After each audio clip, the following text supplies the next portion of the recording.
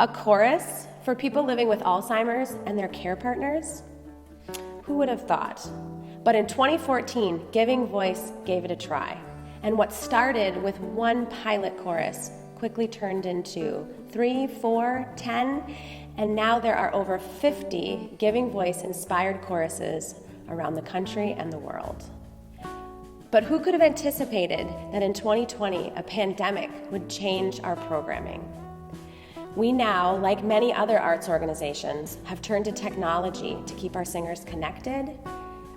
And who could have imagined that singers are using their computers or their mobile phones or iPads to sing weekly with their friends and family members? This is the story of how the unlikely has now turned into the norm, and how people living with Alzheimer's and their care partners are choosing a different but brighter path forward and connecting in different ways to song and to each other.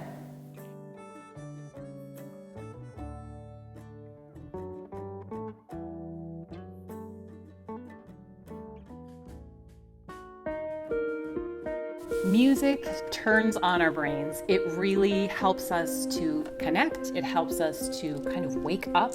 I know that I would have trouble remembering songs and lyrics, but when you put it to music, the music carries you along. It's the thought and the expression.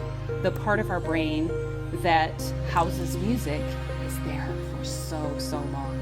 You listen to the faces and the expressions and the words, and they all meld together.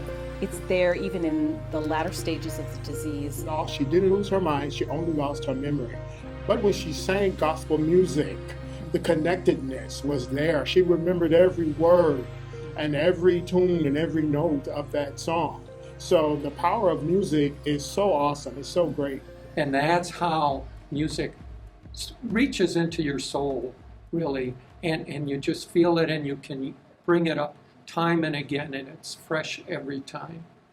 The people with dementia need something. They lose a sense of identity. They lose a sense of self-worth. But coming here, and then all of a sudden they get to sing and perform and bring joy. I mean, the people in the audience were laughing and clapping and standing and singing along with it. My goodness, that doesn't happen in every concert. But this was real, and you know, it just tears my heart out every time.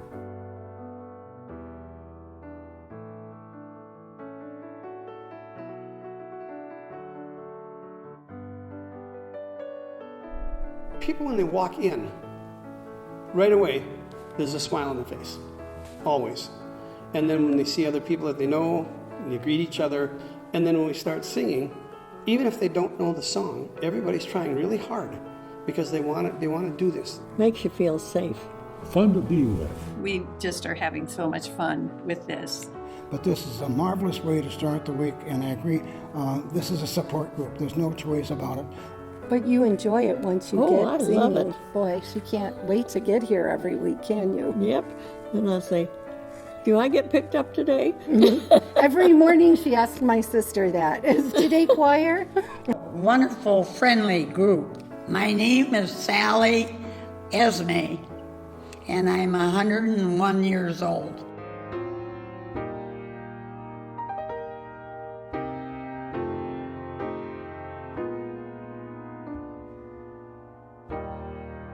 In Reflection, we talk often about the power of capturing language from generations past within gospel music, capturing rhythms of generations past within gospel music, particularly for Black people culturally. It's almost a tapping, like a well that keeps and holds things that we remember hearing our grandmothers say, or an auntie, you know.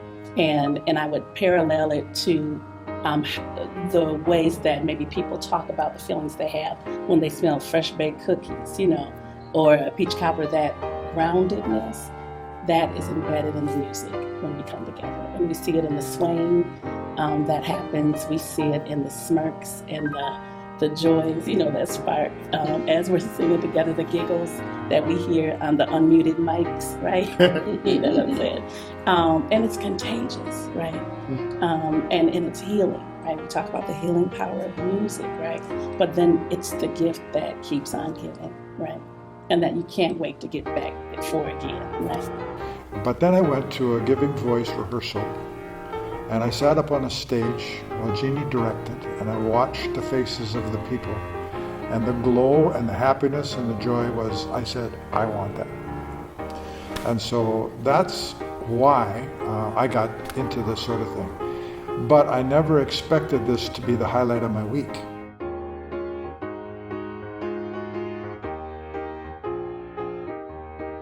It's incredibly important to continue a ritual, repetitive repertoire pattern, the 3 R's, so that our singers know what to expect, they are comfortable, and they are supported in community, so that they know as soon as they get on, we're going to start giving voice, giving voice. We're going to start singing. Who's the chorus we all love that's made for you and me? Spell G-I-V-I-N-G-V-O-I-C-E. We wave a Hey there, hi there, ho there. You're as welcome as can We be. have a good morning song. We sing the WCCO, Good Morning, Good Morning. And everybody knows that. That's why we picked that.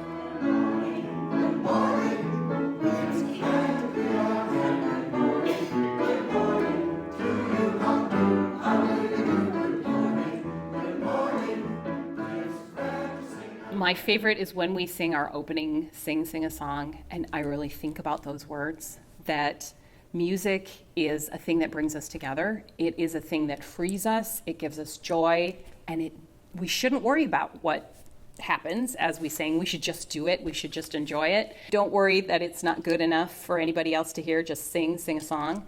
And I'm really glad that we're aiming and being able to touch the lives of individuals who are touched by dementia and their family and their caregivers. You've got to accentuate the positive. I feel like we needed to do our choir on Zoom. It was a question that we discussed in board meetings, and we all decided this is a great attempt that we need to make, but there was just a lot of skepticism. Can people learn that? Can this age group latch on to that technology and do it? And they did fabulously.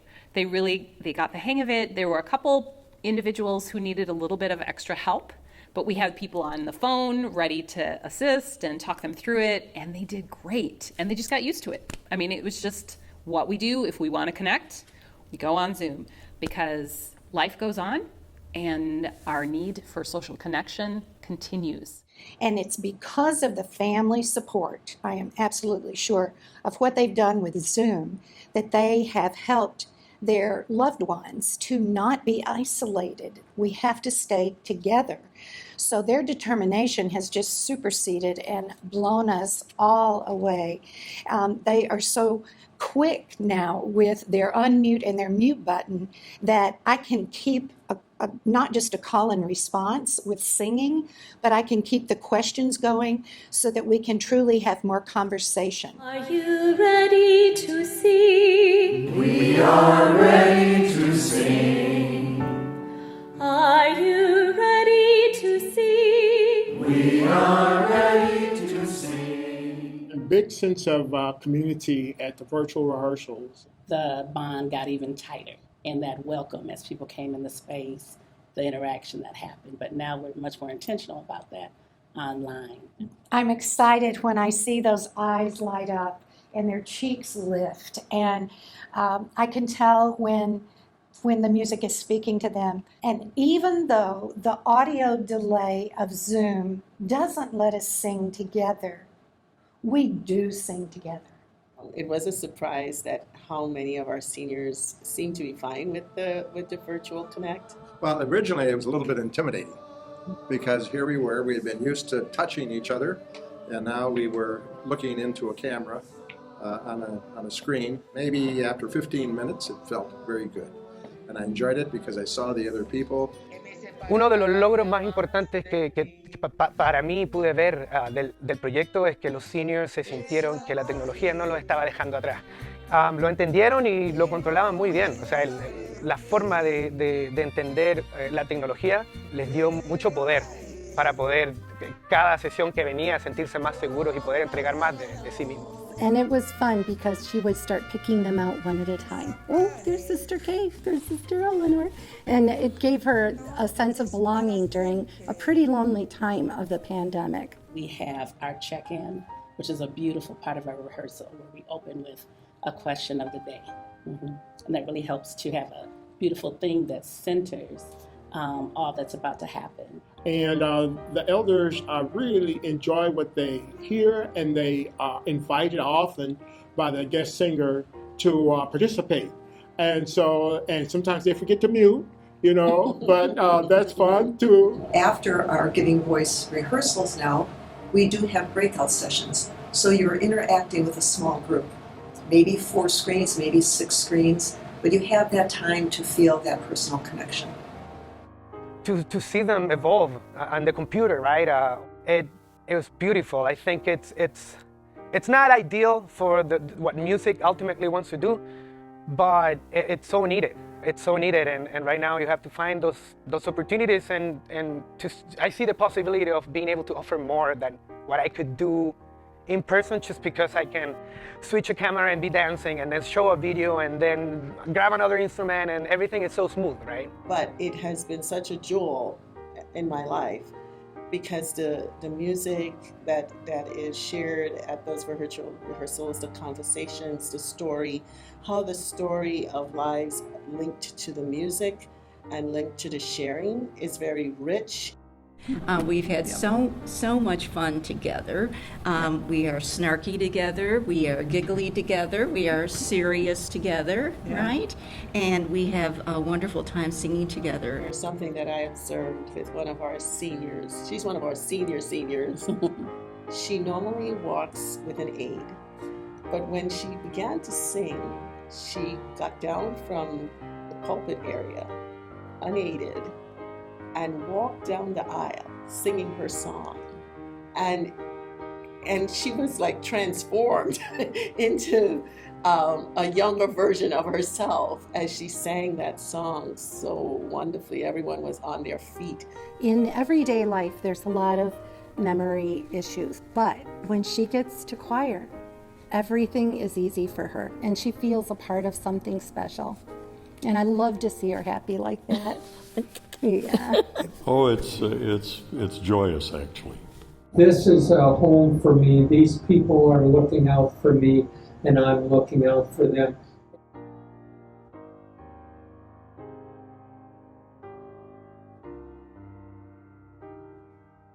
Of all people, it was an Elvis Presley song that he made.